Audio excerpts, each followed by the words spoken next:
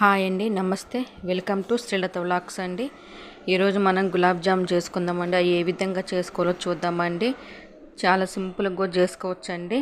ముందుగా నేను ఒక ప్యాకెట్ తీసుకున్నా అండి, గులాబ్ జామ్ ప్యాకెట్. అది ఒక కొలత ప్రకారం చూసుకుందామండి. ఎందుకంటే కొంచెం రావచ్చు, మెత్తగా కొంచెం ఇరిగిపోవచ్చు, ఇట్లా ఉంటాయండి. నేను కొలత ప్రకారం చూపిస్తాను అండి. కొలత ప్రకారం చూసుకుందామండి. నేను ఒక గిన్నె తీసుకున్నా, ఆ గిన్నె అయిందండి. నేను బ్యాంబినో తీసుకున్నా అండి ప్యాకెట్. ఎంటీఆర్గా బాగుంటుందండి. బ్యాంబినో తీసుకున్నా అండి నేను. ఇట్లా ఒక గిన్నె ప్రకారం తీసుకుంటానండి. ఈ గిన్నె ప్రకారం తీసుకొని మంచిగా దాన్ని ఉండలు ఏం లేకోకుండా మంచిగా పొడి పొడి చేసుకోవాలండి. చేసుకొని కొన్ని నీళ్ళు పోసుకుంటా దాన్ని కలుపుకోవాలండి. మరీ కూడా నీళ్ళు ఎక్కువ పట్టవండి. కొన్ని ఒక టీ గ్లాసు నీళ్ళు పడతాయండి, ఎక్కువ కూడా పట్టవు. ఇట్లా పోసుకుంటూ ఉండాలండి.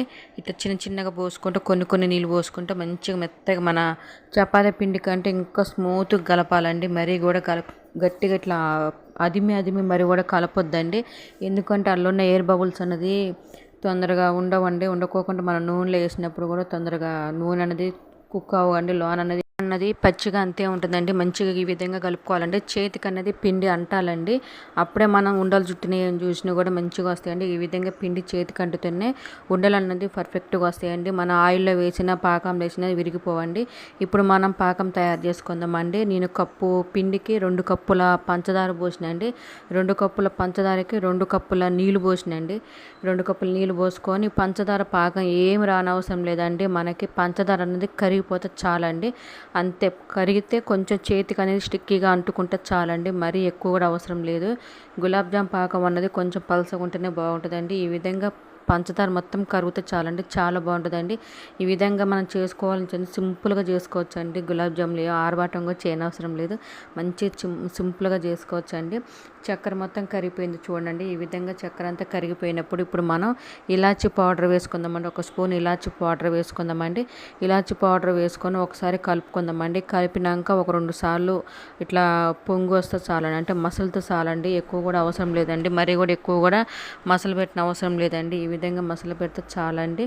ఎక్కువ అవసరం లేదండి. దింపుకుంటే ఇదే స్టేజ్లో దింపుకున్న చాలండి. కొంచెం ఇంకా స్టిక్కీగా కావాలి అనుకుంటే కొంచెం మసలు పెట్టచ్చండి, బాగుంటుందండి. ఇట్లా 2 రోజులు 3 రోజులు అయినా ఒక 2-3 రోజులైనా నిల్వ ఉంచుకోవచ్చండి. పిల్లగాళ్ళకి మంచిగా ఒక స్నాక్ టైం లాగా సాయంత్రం పూట వచ్చినప్పుడు ఈ విధంగా చేసి పక్క పెట్టుకోవచ్చండి. చూడండి, ఈ విధంగా ఉంటే చాలండి. చేతికి అంటుకుంటే చాలండి. ఎక్కువ కూడా మనకి కరగనవసరం లేదండి. ఎక్కువ కూడా మనకి పాకం రానవసరం లేదు. ఈ విధంగా చేతికి అంటుకుంటే చాలండి. దీన్ని గ్యాస్ బంద్ చేసి పక్కన పెట్టుకుందామండి. ఆ పాకం అనేది చాలా చల్లగా ఉండాలండి. మనం చేసినప్పుడు వేయించినప్పుడు మళ్ళీ లేసేపు ఇరిగిపోయే అవకాశం ఉండదండి. ఇప్పుడు పిండిని చూసుకుందామండి. పిండిని చూసుకొని చేతికి కొంచెం నూనె అంటించుకొని ఉండలు చిన్నగా ఉండలు చేసుకుందామండి. చిన్న ఉండలు చేసుకొని మనకి ఏ సైజు కావాలో ఆ సైజు ఉండలు చేసుకొని పక్కన పెట్టుకుందామండి. ఈ సైజు జల్ని కొంచెం చిన్నగా తీసుకున్నాండి. మనం పెద్ద సైజు తీసుకోవచ్చు, చిన్న సైజు తీసుకోవచ్చు. ఎందుకంటే మనం నూనెలో వేసినప్పుడు కొంచెం పొంగితే మళ్ళీ పాకంలో వేసినప్పుడు కూడా మళ్ళీ కొంచెం పెద్దగా అవుతాయండి. అందువల్ల మనం తీసుకున్నది కొంచెం మీడియం సైజు తీసుకుంటే చాలా బాగుంటుందండి. ఈ విధంగా అన్నిటినీ తీసుకొని పక్కన పెట్టుకుందామండి. ఈ విధంగా అన్ని తీసుకొని పక్కన పెట్టుకోవచ్చు. పిండిని అంతా ఇదే విధంగా ఉండలు చేసి పక్కన పెట్టుకోవచ్చు అండి. పిండిని ఇదే విధంగా చేసుకోవాలండి. చిన్నగా మరీ గట్టిగా కూడా ఒత్తొద్దండి. పిండిని ఒత్తి కూడా చేయొద్దండి. ఏదో స్మూత్గా చుట్టాలండి. స్మూత్గా చుట్టుకోవాలి అన్నది. అన్నది ఎయిర్ బబుల్స్ పోతాయండి. పిండి అనేది చక్రం రాదండి, ఉబ్బవండి మంచిగా. ఈ విధంగా అన్నీ చేసుకొని ఒక ప్లేట్లో పెట్టుకుందామండి. ముందే రెడీ చేసి పెట్టుకోవాలండి మొత్తం. మరీ గట్టిగా కూడా అస్సలు ఒత్తద్దండి.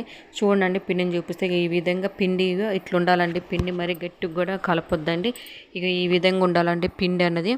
ఈ విధంగా ఉంటేనే మనకి గులాబ్ జాములు చాలా మంచిగా స్మూత్గా వస్తాయండి. ఈ విధంగా ఉండాలండి. ఇప్పుడు అన్నిటిని రెడీ చేసి పక్కన పెట్టుకొని ఇప్పుడు కళాయి పెట్టుకొని నూనె డీప్ ఫ్రైకి సరిపోయిన నూనె పోసుకుందామండి. ఆయిల్ హీట్ కాగానే మరీ హీట్ అయినాక కొంచెం సిమ్లో పెట్టేసి మనం ముందుగా రెడీ చేసి పెట్టుకున్న ఇవి ఉన్నాయి కండి గులాబ్ జామ్ ఉండలు, వీటిని అన్నిటినీ అలా వేసుకోవాలి. ఒక్కొక్కటిగా అలా వేసుకోవాలండి. కానీ గులాబ్ జాములు వేసేటప్పుడు సిమ్లో పెట్టండి అండి. గ్యాస్ని హైలో అస్సలు పెట్టకండి అండి, సిమ్లో పెట్టండి. ఈ విధంగా ఒక్కొక్కటి మంచిగా నిమ్మలంగా వేసుకోవాలండి. అన్నిటినీ వేసుకున్నాక అప్పుడే గంట పెట్టి తిప్పొద్దండి. కొంచెం అన్నదే అవి కుక్ అవ్వాలండి. ఎందుకంటే మనం గంట పెట్టి తిప్పినప్పుడు అవి ఇరిగిపోయే అవకాశం ఉంటుందండి.